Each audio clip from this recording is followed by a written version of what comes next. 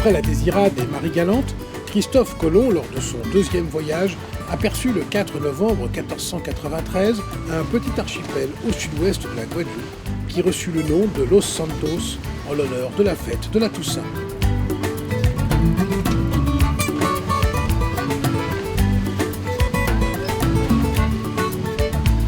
Dépourvues d'eau douce, ces îles désertes ne présentaient pas d'intérêt pour les Espagnols qui ne s'y arrêtèrent pas.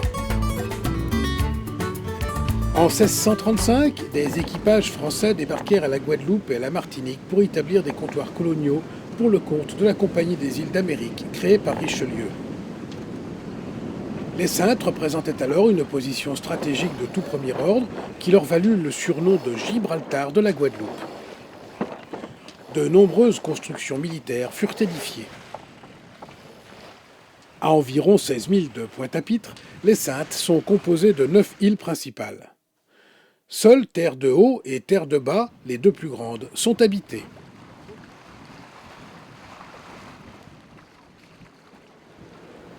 Considérées comme la perle des Antilles françaises, les Saintes sont décrites par tous les guides touristiques comme un lieu magique ou un archipel de rêve. Les accès aux différents mouillages sont simples, cependant il faut être vigilant sur la route suivie pour s'y rendre. En venant du nord-est, de la direction de Pointe-à-Pitre, la passe la plus directe est celle de la Baleine. Cette passe bénéficie également pour la nuit du secteur d'approche du phare de Bourg de Terre de Haut.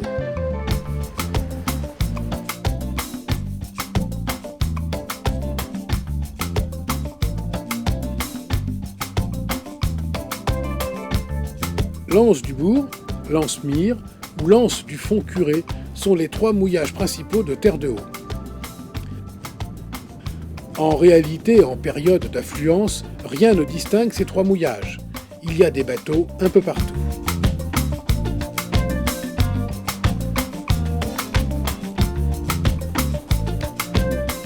De ces trois mouillages, il est facile de rejoindre sans difficulté le bourg avec une annexe.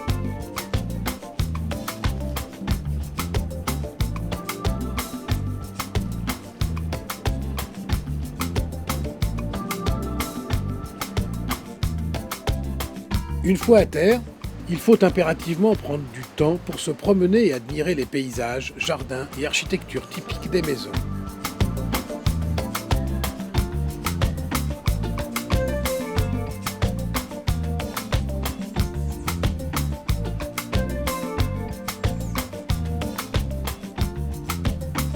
La maison la plus connue de la région est sa maison Étrave, qui pointe vers la baie comme un paquebot échoué. Il est impossible de ne pas se laisser emporter par le charme du site, entre décors de cinéma et maisons de poupées, même si, concession au temps moderne, il y a beaucoup de bruit généré par une multitude de scooters, moyens mécaniques de transport officiels de l'île, les voitures étant interdites.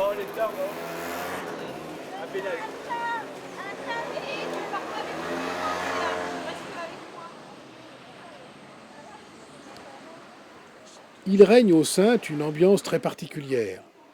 Les fins de journée sont des moments de calme privilégiés avant de gagner l'un des nombreux petits restaurants en bord de plage ou à l'intérieur de l'île.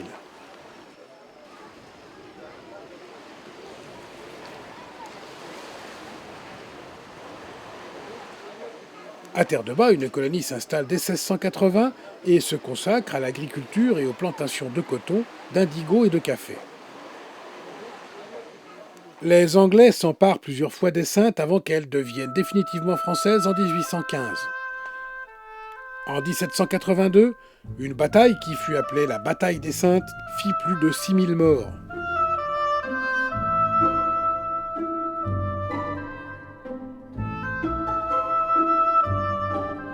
Il s'est développé sur l'île de Terre de Haut une population de continuité. Les registres paroissiaux font foi des noms de familles qui sont encore portés de nos jours. Population originale à cause de l'évolution particulière de l'île.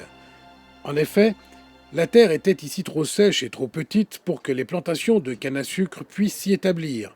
Aussi, Terre de Haut ne compta que peu d'esclaves noirs et la population se maintint telle qu'elle était à l'époque des colons. Cette histoire explique le physique assez particulier des Saintois de Terre-de-Haut. L'histoire veut qu'ils soient originaires de Bretagne et du pays poitevin.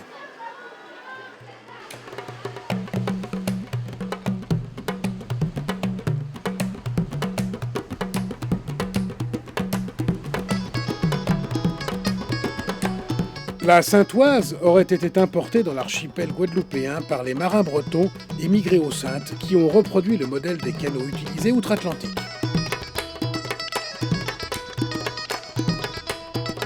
Si les saintoises à voile ne servent plus aujourd'hui qu'à participer à des régates acharnées, les pêcheurs, réputés pour être des marins exceptionnels, continuent avec leurs saintoises à moteur à courir la mer pour ramener leurs poissons. Ces embarcations sont l'objet de soins attentifs de leurs propriétaires. Elles ont toujours des peintures rutilantes et portent souvent des noms savoureux. Des belles pièces quand même. Oui, c'est des belles droites qui font 15 kg et 10 kg. Dorades coryphènes quoi. Ouais. Mais il n'y en avait pas beaucoup. D'habitude on prend ça par centaines. Hein. Ah oui? Ouais.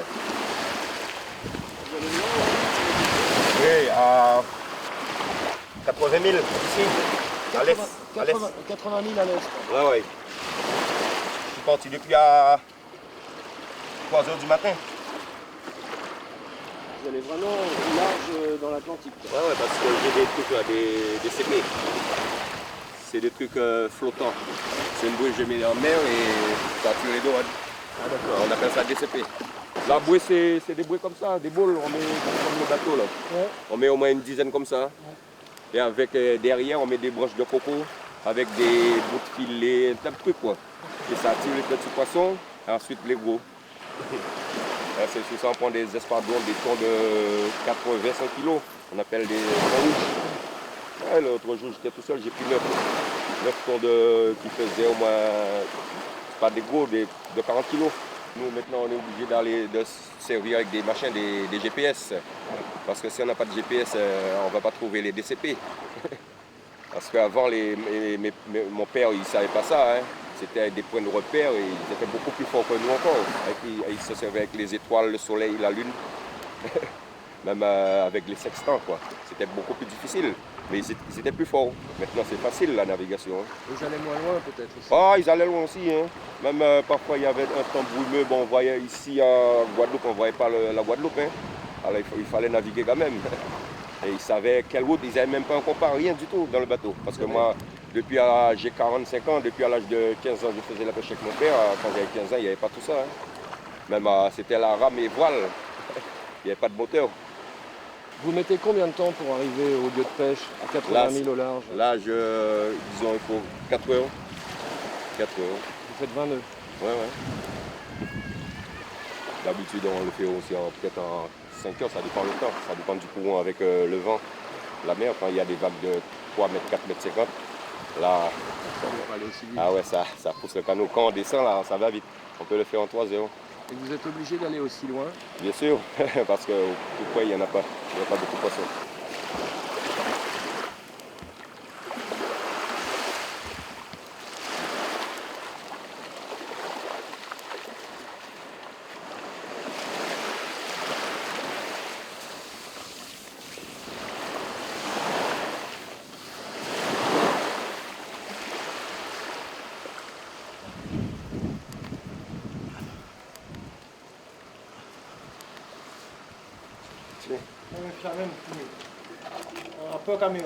C'est ça? Ouais, bien, pousse. On a mobilette là. Hein? 24 kilos.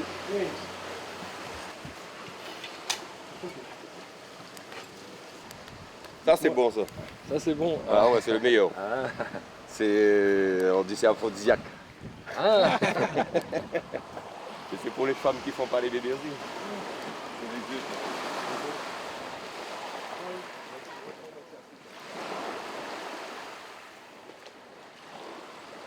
Il y a 2 sommets sur Terre-de-Haut. L'un, le Chameau, colline surplombant l'archipel entier, est le point culminant de l'île, à 309 mètres.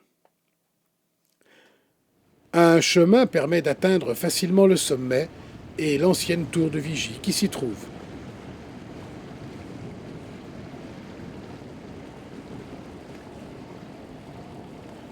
L'autre, qui est coiffé par le fort Napoléon, demande 45 minutes de marche, bien en pente, pour rejoindre la forteresse militaire intacte, classée monument historique. Les travaux de construction ont commencé en 1844 et furent achevés en 1867. Ce fort ne servit jamais en temps de guerre, il abrita une garnison jusqu'en 1889. À l'extérieur, le jardin botanique, superbe, sera l'occasion d'une balade à travers les cactus du monde entier.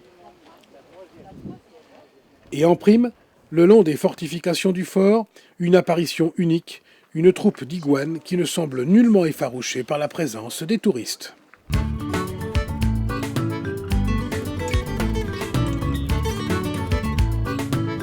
La vue sur les Saintes depuis le fort Napoléon est unique. Elle permet de bien comprendre la disposition des îles.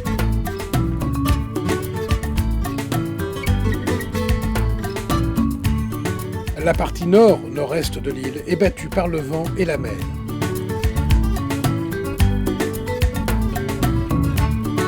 En dehors de la baie du Marigot, dont l'accès peut être agité et où se trouve un petit abri le long d'un chantier, il n'y a pas de mouillage possible sur cette côte.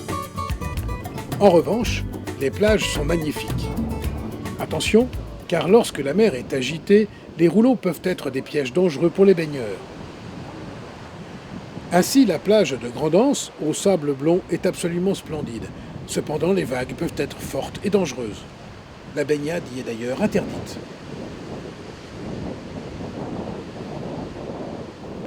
Juste derrière se trouve le seuil de la piste d'aviation, car Terre-de-Haut possède un petit aérodrome qui sert pour le transport par avion-taxi.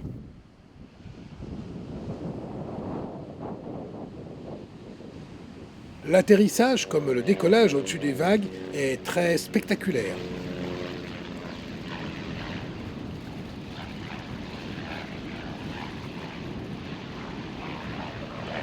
Juste en face de Terre-de-Haut se trouve l'îlet à Cabri, où il est possible de mouiller dans une anse de la côte sous le vent. Les cabris et les chats y vivent à l'état de nature. Le fort Joséphine y fut construit à des fins militaires au XVIIIe siècle.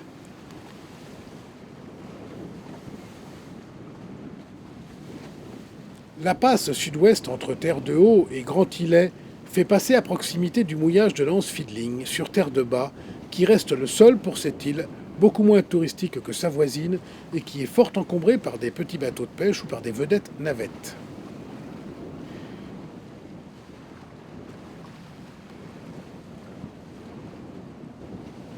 Il y a aux Petites Antilles des sites où nous avons l'impression de nous retrouver à l'intérieur d'une photo ou d'une carte postale.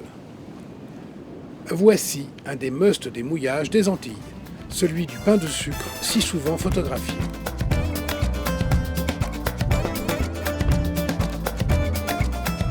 Cette petite baie abritée est idéale pour les bateaux de plaisance.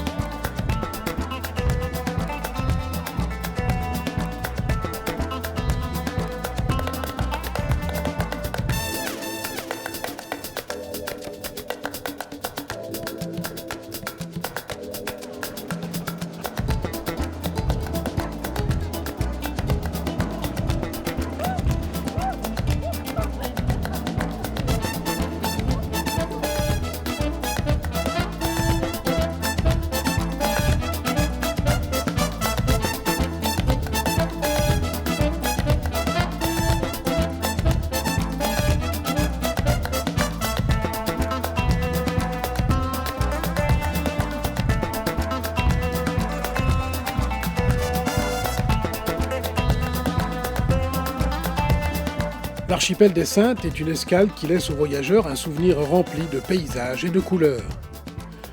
C'est pour le plaisancier le point d'orgue d'une croisière dans l'archipel de la Guadeloupe.